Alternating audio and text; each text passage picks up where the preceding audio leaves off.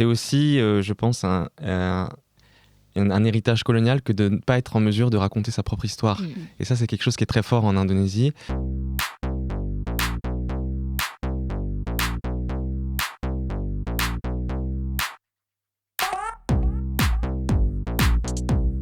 Bonjour Rokhaya. Bonjour Grace. Vous écoutez le podcast Kiffe ta race qui saute à pieds joints dans les questions raciales en France. Ici, nous explorons sans complexe les effets des inégalités raciales dans notre société, dans une perspective féministe, écologiste et égalitaire dans tous les sens du terme. Alors aujourd'hui, dans Kiffe ta race, nous allons parler de quête d'identité et de métissage.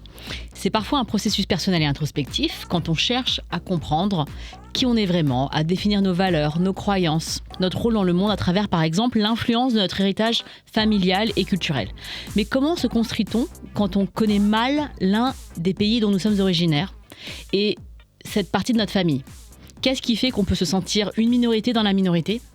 Et comment cette quête, couplée avec la littérature, peut nous guider, nous soulager et nous réparer un tant soit peu sur notre chemin? Pour en parler aujourd'hui, notre invité est Gurvan Krishnadjaja. Salut Gurvan. Salut Gurvan. Alors, tu es journaliste à Libé, spécialiste des questions de société. Tu es auteur de plusieurs ouvrages et notamment du roman dont on va parler aujourd'hui, qui est Amok, mon père, qui est paru aux éditions Philippe Ray en 2024. Et dans Kiffe ta race, on commence par te poser la question rituelle, qui est de te demander si tu te situes sur le plan racial et si oui, comment. Par exemple, moi je suis perçue comme une femme asiatique, Rokhaya comme une femme noire. Et toi, Gurvan, est-ce que c'est une question à laquelle tu réponds? Oui, je dirais que je suis métisse et asiatique. Enfin, oui, c'est ça, asiatique. Mais alors, les métis, c'est toujours un peu étrange parce que on a envie de dire franco-asiatique, mais ouais, je me reconnais en tout cas dans la catégorie métisse et asiatique. Et est-ce qu'il y a un moment dans ta vie où la manière dont tu te définis aujourd'hui t'est apparu comme une évidence, qu'il y a un événement, une remarque qu'on t'a fait ou une anecdote dont tu te rappelles précisément? Ouais, c'est marrant parce que c'est souvent à l'école en fait que ça se passe. Vous avez dû le voir avec vos invités. Moi, c'était ça. Hein, c'est en fait quand on t'apporte les nems au primaire et qu'on te dit c'est ta famille, il y a du chien dedans. En fait, c'est là que... En plus, moi, ma mère était blonde aux yeux bleus. Mon père était loin, il est en Indonésie depuis que je suis petit. Et je pensais que j'étais blond, quoi, en fait. Et c'est le moment où j'ai vraiment perçu la différence dans le regard des autres. Et que du coup, je suis rentré et je me suis regardé. Je dis, ah ouais, en fait, je suis peut-être pas tout à fait comme eux. En tout cas, il y a des choses qu'ils perçoivent chez moi qui sont pas identiques à eux, quoi. Et donc, clairement, il y a une méconnaissance du patrimoine indonésien dans cette phrase, puisque je ne sais pas si les gens sont au courant, mais les nems... C'est pas du tout indonésien. C'est pas indonésien du tout. Voilà, donc on va remettre les choses clairement dans Kiffe ta race, on aime ça. C'est vrai. Donc toi, tu es né, tu as grandi en Bretagne et tu as des origines indonésiennes par ton père. Et en France, la communauté indonésienne est très peu représentée. Moi, je peux citer toi et la chanteuse Angoun, qu'on salue. On lui passe le bonjour, ouais. Comme personnalité publique qui participe à la vie publique. Et pourtant, l'Indonésie, c'est le 4e pays mondial en population. Donc 273 millions d'habitants, 16 000 îles. 16 000 îles, je ne sais pas si on se réalise. Ouais. Et premier État musulman du monde, donc parce que plus de 80% de la population indonésienne est de confession musulmane. Tout à fait. Donc est-ce que toi, en étant indonésien en France, tu t'es senti minorité dans la minorité? Parce que des gens ont dit que les Asiatiques, c'est une minorité invisible. Voilà. Donc peut-être invisible parmi les invisibles, en grandissant. Et parce que tu dis qu'enfant, dans ton livre... c'est un roman, mais j'extrapole, je ne sais pas quelle est la part de vérité, mais tu dis que le narrateur enfant rêvait d'être algérien. Et ses modèles étaient comme Corneille, Franco Randais, Billy Crawford, aux origines philippines, Stromae, belge et rwandais. Et est-ce que toi, l'Indonésie, comment t'as appris à connaître ce pays? En fait, c'est vrai que c'était une souffrance pour moi, enfant, parce que mon père est parti quand j'avais 3 ans. Et du coup, je grandis avec ma mère et j'ai pas de référence à l'Indonésie du tout. C'est-à-dire que quand on est vietnamien ou chinois, on peut trouver une communauté en France. Moi, l'Indonésie, c'était à l'autre bout de la planète. Et puis en plus, à l'époque, c'était pas comme aujourd'hui. On n'avait pas une connexion instantanée à des contenus, etc. Donc en fait, ma mère, elle voulait quand même entretenir une image. Donc elle nous invite. Dès qu'il y avait l'Indonésie sur Thalassa ou Envoyé spécial, elle nous disait venez. Sauf qu'en fait, c'est complètement cliché parce que l'Indonésie, c'est immense, comme tu l'as dit. Et il y a aussi bien les Papous que les Javanais. Et en fait, quand ils vont en reportage, ils vont voir l'extrême, quoi. Donc, ils allaient voir les papous avec les trucs dans le zizi, là. Vous voyez l'image des gens torse nu avec un gros bâton qui leur sert qui tient leur zizi. Et en fait, moi, je me disais, c'est marrant, c'est mon pays. Ouais, mais tu t'identifiais pas du tout, j'imagine. Et en même temps, quand tu vas voir ailleurs, c'est-à-dire quand ils montent Java et tout, j'avais du mal aussi à réaliser que c'était mon pays parce que on est tellement... je pense qu'il y a quelque chose qui est important dans la question raciale, c'est la façon dont les gens nous perçoivent.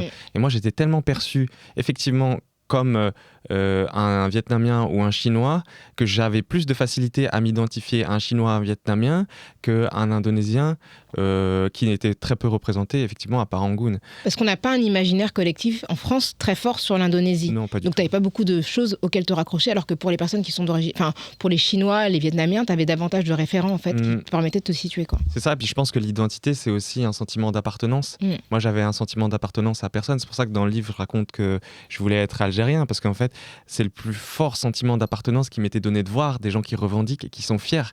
Moi, j'avais envie d'avoir cette fierté, sauf qu'en fait, moi, ce que j'avais, c'était juste mon frère, mon nom de famille et des choses auxquelles je pouvais me raccrocher, qui étaient vraiment, qui constituaient un tableau, mais il n'était pas complet, quoi, par rapport à mon pays. Et même encore aujourd'hui, quand on parle de l'Indonésie, et que je parle de l'Indonésie, que je connais très bien, parce que j'y suis allé plein de fois maintenant, etc., les gens disent Bali, en fait. Oui, clairement. Et c'est pourtant, comme vous le disiez, c'est une culture qui est immense, qui aussi influence beaucoup les cultures asiatiques, qui influence aussi beaucoup les cultures musulmanes. Quand vous écoutez un musulman du Golfe ou des pays arabes parler, il parle de l'Indonésie comme étant presque un pays sacré, parce qu'il y a un culte qui est quand même très pieux et qui est assumé, et c'est une société qui est en mouvement. C'est tout ce qu'on entend aujourd'hui dans notre société sur l'islam, c'est l'opposé, en fait.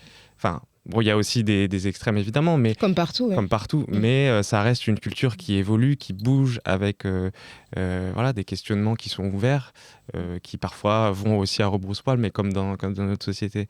Donc c'est vrai que cette fierté, moi, d'être indonésien, je l'ai acquise avec le temps. Et il a fallu m'extraire d'un sentiment d'imposture.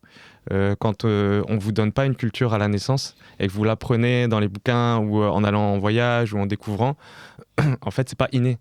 Donc, au début, longtemps, on se sent en fait un peu une imposture, quoi. Parce que tu recomposes à partir d'éléments qu'on t'a pas vraiment transmis directement, quoi. Donc, exactement. C'est comme apprendre la langue.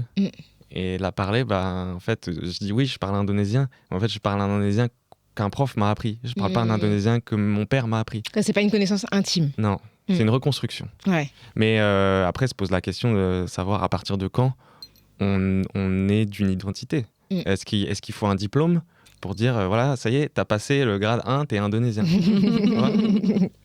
Ça montre que c'est aussi un choix. Enfin, c'est-à-dire, toi, comment tu te définis, c'est aussi valide que la manière... Enfin, c'est même ce qui est le plus valide. C'est beaucoup plus valide que la manière dont les gens te perçoivent. Bien sûr. Et dans ce livre, qui est un roman, tu as beaucoup puisé dans ta vie personnelle pour l'écrire. Et donc, tu parles de ce sentiment d'imposture, le fait d'être désorienté, le fait de ne pas connaître ta place. Et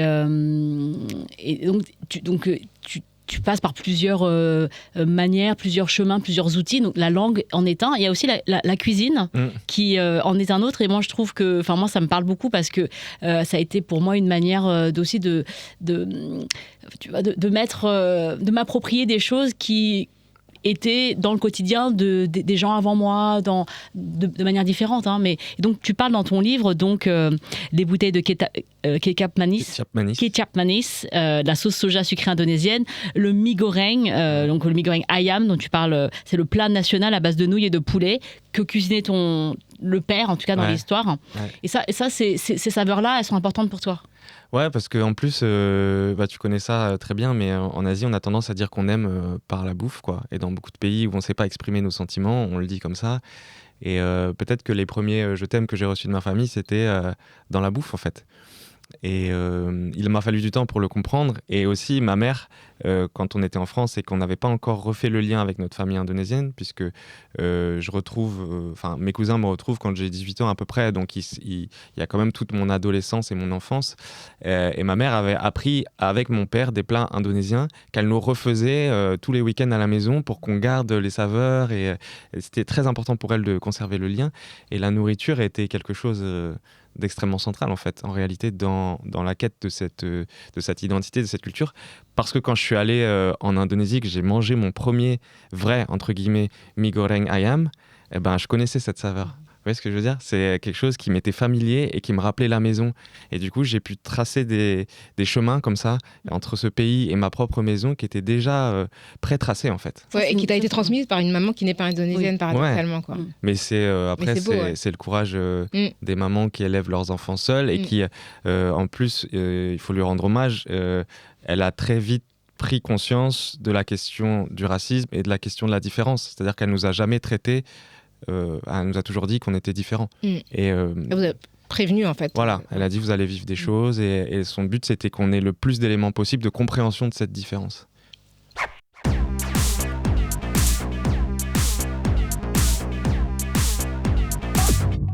Alors, ce livre aussi te donne l'occasion de nous transmettre une partie de l'histoire de l'Indonésie qu'on ne connaît pas très bien en France, même si on en apprend un petit peu au lycée.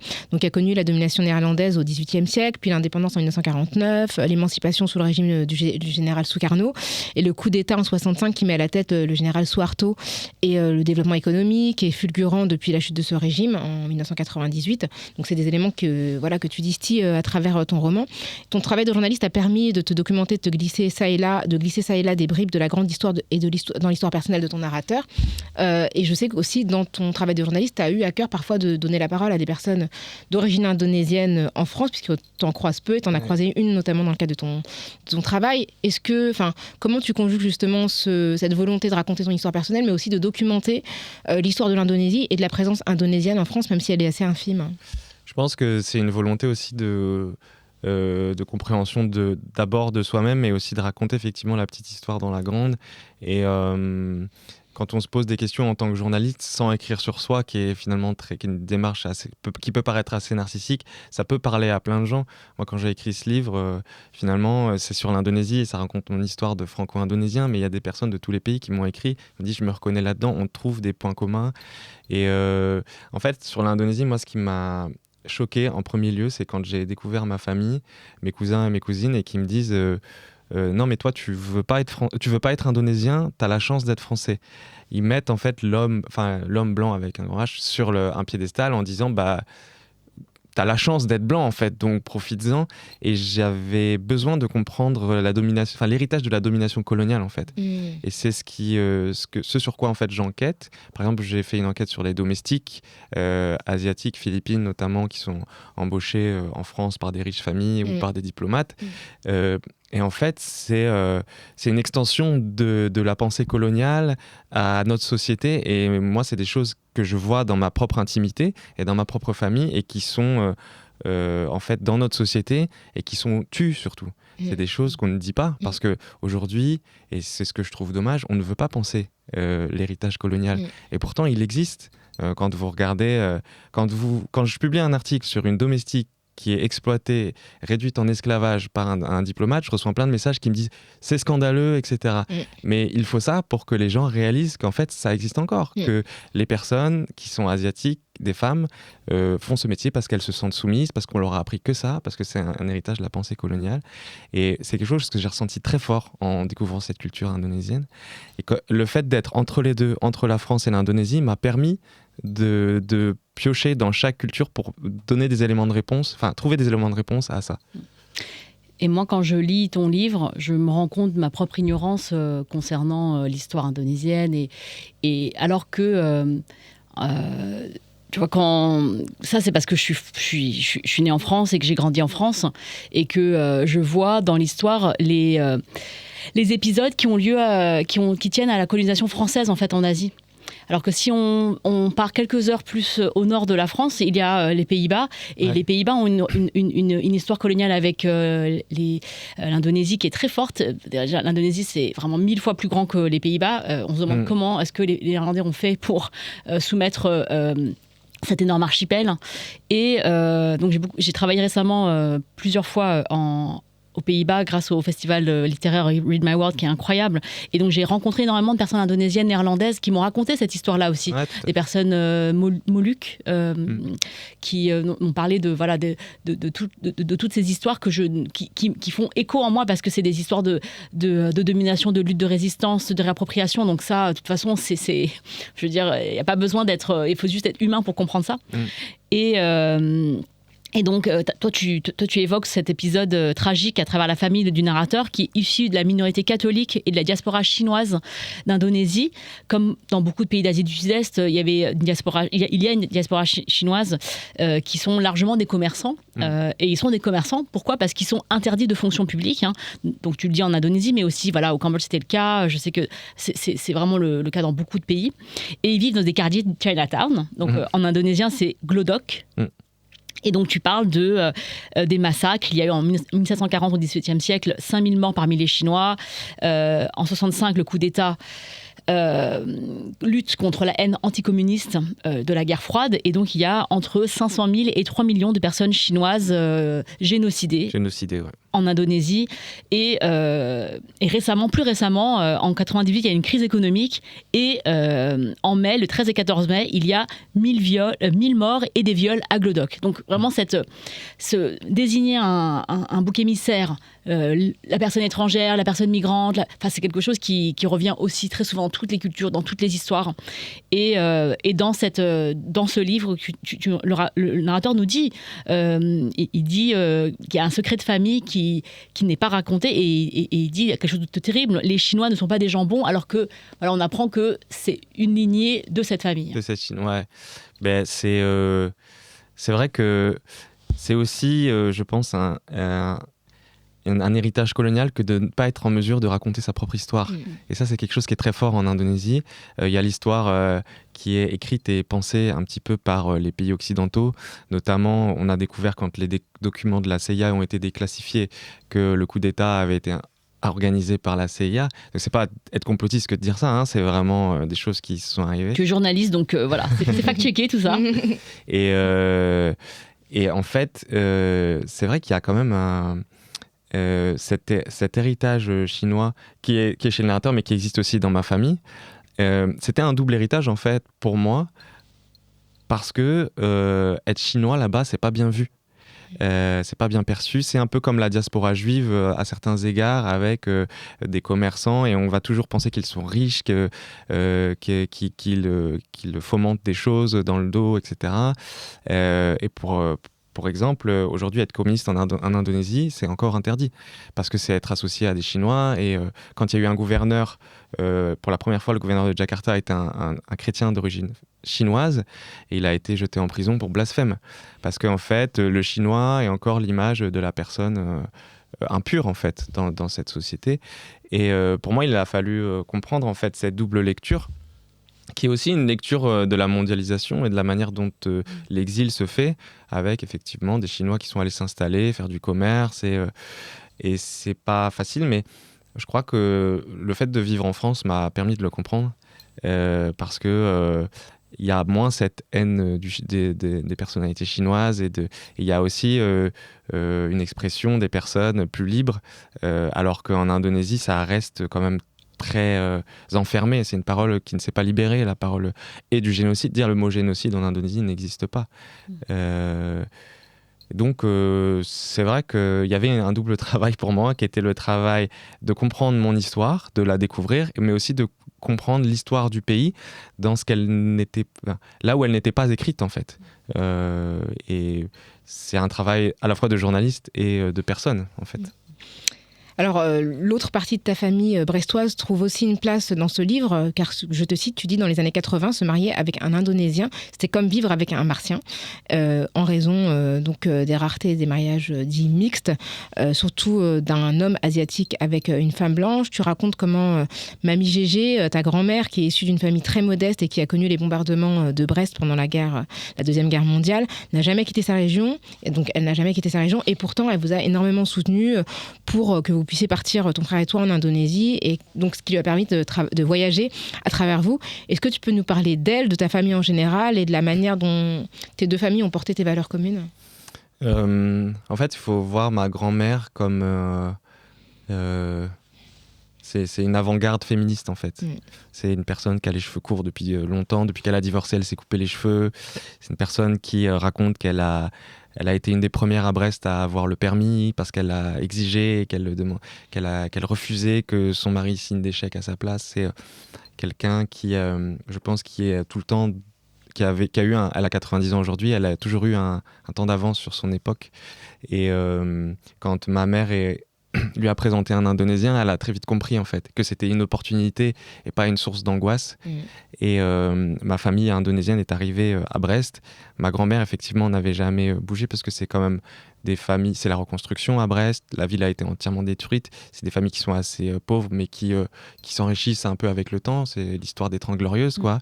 Et ils découvrent ces Indonésiens et en fait encore aujourd'hui dans ma famille on le raconte cet événement, le mariage de mes parents, comme étant une fête incroyable où en fait les cultures se mélangent et on voit toutes les choses qu'ils ont en commun, mais aussi les différences, mais on s'en amuse un petit peu, parce que les Brestois, enfin en tout cas ma famille, sont un peu moqueurs, un peu taquins, donc ils s'amusaient de ça.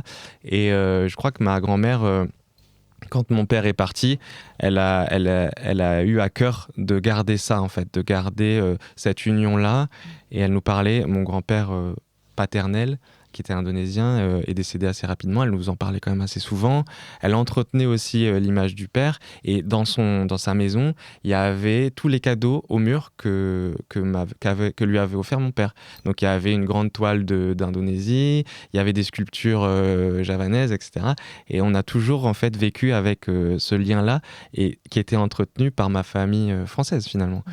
Et je pense que ce qui est aussi beau dans cette histoire, ce que je raconte dans ce livre, qui pour le coup est vrai, c'est que ma grand-mère a décidé d'économiser depuis qu'on est tout petit pour un jour pouvoir nous payer c'est hyper le beau, voyage. j'ai versé une larme quand j'ai lu ça. Moi, c'était vraiment... Et ouais, et en fait, elle avait économisé pour pouvoir partir avec nous parce que c'était le rêve de sa vie de découvrir l'Indonésie. Puis à un moment, elle est trop vieille, elle est trop âgée. Et elle nous dit, je vous paye le voyage et vous allez y aller tout seul. Et c'est comme ça qu'on découvre pour la première fois l'Indonésie en dehors de Thalassa. Donc, ce livre, c'est aussi un moyen, une occasion de parler de santé mentale, de masculinité et de race. Donc, je pense que c'est très important à travers le mot amok que je vais demander que tu nous définisses, parce que toi, tu te définis comme un homme, hein, parce que tu parles beaucoup des attentes sociales, de genre, de virilité, de force, de puissance, parce que dans la fratrie, tu dis, entre guillemets, t'es le fils sensible, je mets des guillemets parce que c'est tes mots, hein, voilà. Et que après le départ de ton père, tu as perdu la parole pendant plusieurs mois, tu as connu des déboires liés à cette position. Et dans le livre, tu parles beaucoup de santé mentale et le fait que pour les Indonésiens, il y a des références à la spiritualité, aux esprits qui sont très présentes et qui ne sont pas présentes en France, par exemple. Le fait c'est comme ça que les Indonésiens expliquent les catastrophes expliquent ou en tout cas trouvent une raison de continuer après des catastrophes qui leur arrivent parce que c'est un endroit, l'Indonésie, où c'est à sur des plaques tectoniques. Ouais. Donc il y a énormément de choses qui se passent là-bas. Et aussi des explications aux troubles psy des personnes qui voilà. Donc tu dis aussi qu'on a de la retenue, on aime garder la face pour ne pas se laisser surprendre par les monstres. C'est une des raisons pour lesquelles il y a un des non-dits. Ouais.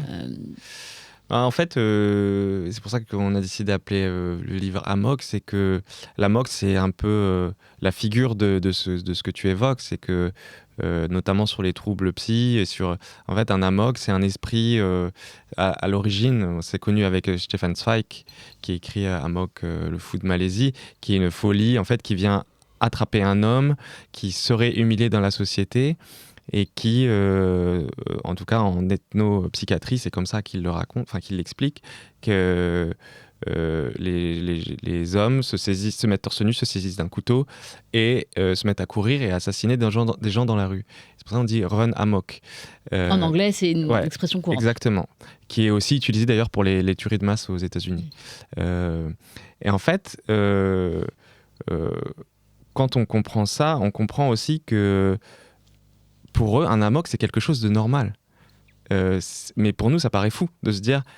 Eux, ils expliquent ça en se disant, en fait, il est humilié, du coup, un esprit vient se saisir de son corps, parle à sa place et se met à tuer des gens, en fait. Et c'est aussi un mot qui est utilisé un petit peu pour décrire les comportements psychiatriques. Par exemple, quand j'ai rencontré mon père, je me suis rendu compte qu'il disait beaucoup de mensonges et qu'il n'était jamais dans la réalité totalement. Et pourtant, il avait une place au sein de la famille. Et il était assis, et puis les gens lui parlaient, et puis il était entre la réalité et le monde qu'il s'imaginait ou qu'il avait créé. Et en fait, la famille avait une façon un petit peu de le protéger et de garder la face. Ce que je dis aussi, qui est un peu cliché dans les cultures asiatiques, mais qui est aussi assez vrai, en tout cas dans mon cas, c'est que... l'espèce de folie et de penser que c'était un esprit qui habitait le corps de mon père excusait tout en fait. Ça t'empêche de connaître les vraies réponses parce qu'on dit non mais c'est un esprit et c'est comme ça, il faut prier, il faut faire des choses bien pour ça le déresponsabilise en fait. Complètement. Et c'est ce que je trouve fascinant en fait dans la culture indonésienne, c'est que moi j'ai pris un choc. Vous savez, il y a parfois des personnes qui vont en Inde et qui prennent un choc culturel. Moi, je l'ai pris d'un point de vue spirituel, en fait, sur la manière qu'ils ont d'aborder les questions de vie, de mort, d'existence, la manière dont on traverse la vie, le sens qu'a la vie. Ils ont un sens collectif bien plus important que le nôtre. Et cette idée des esprits, des fois, j'aime bien, en tant qu'enfant métis, m'en saisir pour me dire c'est peut-être un esprit en fait qui s'empare de telle ou telle personne ou de moi, qui me fait vivre ça et puis hop, je reprends une vie normale. Et c'est une façon de voir les choses en fait. Je pense qu'il leur offre beaucoup de légèreté. Et c'est encore une fois, je suis désolé d'y revenir, mais c'est lié aussi à l'histoire coloniale où par exemple les Indonésiens voient beaucoup de fantômes et des psychiatres ont analysé ça en disant que c'était souvent des résurgences de viols ou de meurtres commis pendant l'ère coloniale qui n'ont pas pu être dits parce que cette nécessité de garder la face et qui ressortent par des histoires de fantômes, d'âmes qui n'ont pas eu le droit d'aller au cimetière et de se reposer en fait. Justement, en parlant de trauma intergénérationnel, c'est quelque chose qui est aussi présent dans ton roman. Tu parles de ton père qui vous a quitté alors que tu étais tout petit. Et donc tu as la crainte, et tu dis justement que les grands traumatismes qui ont été vécus par les aïeux transforment le génome, en tout cas le marquent d'une manière qui peut s'exprimer à nouveau chez leurs descendants. Et donc toi, tu parles de ta crainte aussi d'être un père démissionnaire comme le tien. Est-ce que ce trauma-là, c'est un trauma qui frappe toutes les personnes dont les aïeux ont été marqués par des faits de violence, qu'elles soient coloniales ou non, mais notamment de violence coloniale. Est-ce que tu peux nous parler de ça un petit peu ? En fait, je me disais que quand on a un père violent, parfois on devient violent soi-même. Il y a une répétition de l'histoire et puis effectivement ça marque. Et au moment où avec ma compagne on a décidé de se dire qu'on aimerait avoir des enfants, se pose la question de quel père je serais. Et cette question en fait chez moi elle est centrale parce que j'avais pas eu de père moi. Et on parlait des questions de masculinité. Je pense qu'on est à un moment où ça bouge aussi. Et c'était une chance finalement de pas avoir de père parce que j'avais pas de définition préconçu de ce que c'était un homme. Je l'ai découvert, en tout cas j'en ai fait ce que j'avais envie de faire moi. J'avais pas de personne qui me disait tu pleureras pas parce que c'est ça un homme. Moi j'étais effectivement quelqu'un de sensible qui pleurait beaucoup et c'était ok pour moi. Il n'y avait pas de stigmate en fait. Non, voilà, exactement. Et au moment de vouloir faire des enfants, je me suis dit mais en fait quelle masculinité je transmettrais moi. Et la seule chose que m'avait transmis mon père finalement, c'était de m'avoir abandonné. Et donc, est-ce que c'était pas la seule chose que je transmettrais à mes enfants aussi ? Et c'est pour ça aussi que j'ai fait ce travail d'écriture qui m'a libéré à bien des égards et aussi de recherche de moi-même, de ma quête d'identité, pour comprendre ce qui se transmet et ce qui se transmet pas. Et il se trouve que ma famille est assez superstitieuse, j'ai hérité de ça aussi. Je m'étais dit, je vais peut-être, en superstition, je vais être comme mon père. En fait, je me suis rendu compte aussi que c'est bête à dire, mais c'est des choses qui se choisissent. On choisit de transmettre ou de ne pas transmettre. Et pour choisir, il faut y réfléchir. Parce qu'on transmet souvent ce dont on n'a pas conscience. Mais si on en a conscience, on est capable de conjurer le sort et de se dire « non, en fait, je serai un père différent et je ne transmettrai pas ça. Par contre, ça, je choisis de le prendre parce que c'était bien et je le transmettrai à mes enfants. »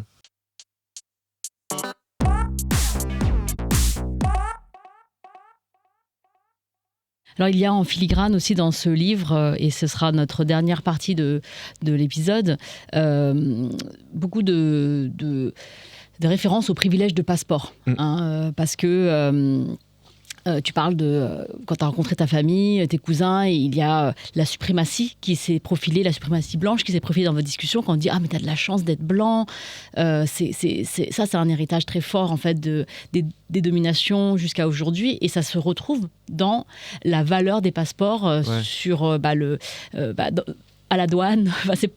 On n'a pas les mêmes rapports avec les autorités. Et alors déjà, je voudrais dire que tu dresses une sociologie rapide de l'île de Bali. Je pense que c'est important. Parce que c'est vrai que Bali, c'est une carte postale qu'on reçoit beaucoup quand les gens veulent changer l'exotisme et tout ça. Et toi, tu parles de cette relation toxique qu'il y a entre l'Occident et Bali depuis très longtemps. Et qui s'est amplifié avec Instagram. C'est-à-dire que ça a vraiment... Donc, en gros, il y a les Australiens débardeurs, les digital nomades, Mange Prix M, donc le film avec Julia Roberts, les néocolons, les bourgeois indonésiens et les touristes chinois. Bon, là, il faut lire le livre pour regarder exactement la description. Mais c'est en 1 page et demie. On a, vous pouvez lire ça avant d'aller à votre all-inclusive à Bali. Et vous demandez à quelle catégorie vous appartenez. Voilà. Et aussi, il y a eu aussi récemment dans les réseaux le hashtag Passport Bros. Donc c'est des hommes qui vont pavaner dans des pays où il y a des fortes inégalités, où ils sont donc du bon côté de l'inégalité, c'est-à-dire qu'il y a il y a le passeport, mais il y a aussi comment on appelle ça, le fait que quand on change l'argent et que le taux de change, le taux de change, et qui vont profiter des inégalités pour aller user de leur domination pour rencontrer des femmes, les montrer comme des trophées en disant regardez comme je suis fort. Enfin, c'est terrible. Des femmes dont ils vont demander une forme de soumission, en les comparant, donc c'est beaucoup en Asie, en Amérique du Sud, et en les comparant aux femmes occidentales qui, elles, seraient trop fortes, de trop fortes têtes. Oui, trop féministes. Ouais, c'est ça. C'est juste elles ont les moyens, en fait, d'être féministes et elles ont le pouvoir d'achat. À Bali, c'est aussi la quintessence du capitalisme qui te dit, en fait, faut que tu sois riche. Et pour les Occidentaux, c'est une façon très simple d'être riche parce que le coût de la vie est très... du coup, tous les Blancs sont riches et ils vont là-bas aussi pour se sentir riches pendant 2-3 semaines. Ils ont des massages, des piscines à débordement. Ils se disent, ça y est, j'ai réussi. Après, ils rentrent chez eux dans leur pavillon, je sais pas. Ils remboursent leur crédit. Exactement. Mais c'est aussi ça qui se joue et c'est... En tout cas, moi, je m'interroge sur la manière dont ça peut... en tout cas, modifier une culture. Quand on voit Bali aujourd'hui, qui n'est plus que ce qu'on voit sur Instagram. Quand on pense à Bali, on voit les piscines à débordement. Alors qu'en réalité, Bali, c'est une île ancestrale. Elle existe, la culture tient depuis des milliers d'années et elle tenait avant ça. Mais la manière qu'ils ont de racheter les maisons, de détruire les falaises, d'aller dans les temples et d'y vanter une quête spirituelle qui n'existe pas en fait. Parce que en Indonésie, c'est un tout. C'est vivre dans sa famille, c'est pas juste je vais au temple et je fais de l'eau purifiée et derrière c'est bon, tous mes problèmes vont disparaître, ou je fais une retraite de yoga que je paye 4 000 € et ça y est, je vais être une bonne personne. Tu dis que les gens ils disent namasté dans leur phrase quand ils parlent. Mais tu sais, quand ils vont chercher leur plat à emporter là, ou quand ils prennent un grab, ils serrent les mains comme ça, ils font namasté. Mais ça c'est terrible. C'est horrible. Là, faudrait sanctionner. Et ces privilèges de passeport, tu les as aussi vécus dans ta vie personnelle et ta chair, puisque toi, tu n'as eu aucun souci donc, pour aller avec ton frère te rendre en Indonésie pour rendre visite à ta famille. Par contre, ta famille, quand ils ont voulu venir te rendre visite, notamment pour ton mariage, tu t'es marié, donc félicitations. Merci. Félicitations de vive voix. On n'aurait pas su si on n'avait pas vu cette story sur les réseaux. Ça, il fait des vidéos virales comme ça pour dire qu'il se marie. Donc en fait, il y avait une injustice qui est hélas très fréquente, hein, c'est-à-dire qu'il y a des refus de visa pour les ressortissants étrangers. Donc c'est-à-dire que pour ton mariage, tu as voulu bien sûr inviter ta famille du côté de ton père pour réunir tout le monde. Mais en fait, tu as appris que malgré toutes les démarches faites, c'est-à-dire qu'en fait, c'est faire une demande de visa, c'est pas que remplir un papier. Il y a aussi produire un compte en banque. Il y a aussi plein de choses qui ne sont pas demandées à nous. Il faut avoir un garant, il faut montrer que tu as les moyens de rester sur... Il faut donner tes fiches de paye, il faut avoir... Prouver qu'en fait, tu as une activité dans ton pays d'origine, que tu vas pas rester en France. Exactement. Et il faut dire aussi que tu as plus de 150 € à dépenser par jour. Donc, il faut avoir, si tu restes 10 jours, 1 500 € sur un compte. C'est énorme. Ouais, c'est énorme. Bah oui. Voilà. Et donc ça, en fait, c'est la réalité de plein de gens qui ne peuvent pas venir voyager comme ils le veulent. Et en fait, ce qui m'a le plus marqué dans cette histoire, c'est le nombre de messages que j'ai reçus après avoir parlé de ça, de personnes de tous les pays qui racontent ces histoires-là. Moi, franchement, j'ai eu les mêmes mésaventures avec des familles qui n'ont pas pu rendre visite à des membres malades qui étaient à Paris. Ils n'ont pas pu venir, en fait, y compris des personnes très âgées. Donc, tu sais très bien qu'elles ne vont pas immigrer en France, quoi. Et tu vois, en plus, moi, ce qui m'a révolté, c'est que on nous a dit, enfin, moi, quand j'ai commencé à prendre la parole, on m'a dit... Ah, mais il n'y avait pas besoin de faire autant de bruit, ça suffisait de nous écrire. En fait, tu comprends que c'est du cas par cas. Non, mais en fait, tu vois, c'est en fonction de ton statut social. Ta capacité de nuisance. Ouais. Parce qu'en fait, ce qui les a gênés, c'est que tu fasses du bruit et que tu rendes... Parce que la plupart des gens qui sont victimes de ça n'ont pas les moyens, en fait, de faire du bruit comme tu as pu le faire, quoi. En fait, moi, je traite ma famille comme... mes égaux. Ouais, bien sûr. Quand je les invite, je me dis, je peux aller chez eux, ils peuvent venir chez moi. C'est la première fois qu'ils sortent d'Indonésie, ils ont économisé 20 ans pour pouvoir se payer le billet, et ils font la demande, et là, il y a marqué noir sur blanc, on le refuse parce qu'il y a un risque que vous restiez sur le territoire. C'est honteux. Ils venaient à mon mariage, quoi. Ouais. Donc en fait, nous, on reçoit ça, et eux, ils ont le réflexe typique de dire, c'est une administration d'un pays riche, ils ont raison.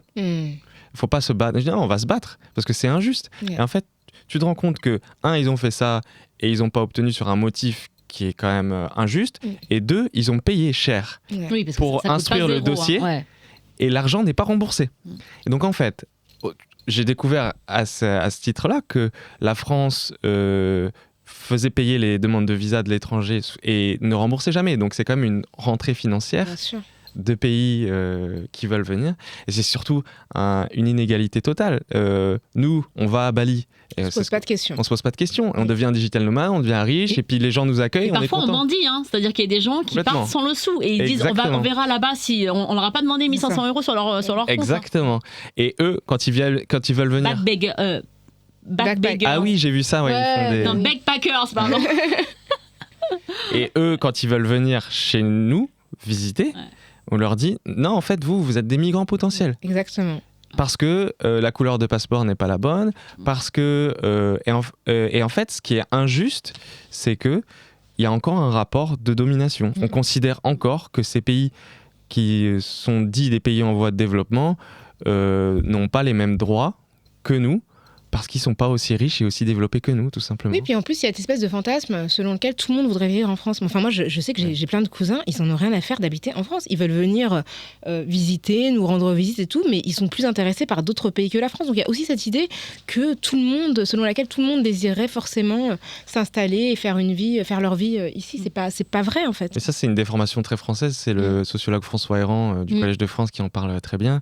Il raconte qu'en fait, on se croit plus fort qu'on est, on a l'impression qu'on est hyper attractif. Exactement. Alors qu'en réalité, quand tu regardes les demandes d'asile ou de visa, on est en 3, 4, 5e position derrière la Suède, l'Allemagne, l'Angleterre. Ouais, c'est clair. Mais je pense que c'est quelque chose qui nous fait défaut aujourd'hui dans le débat public.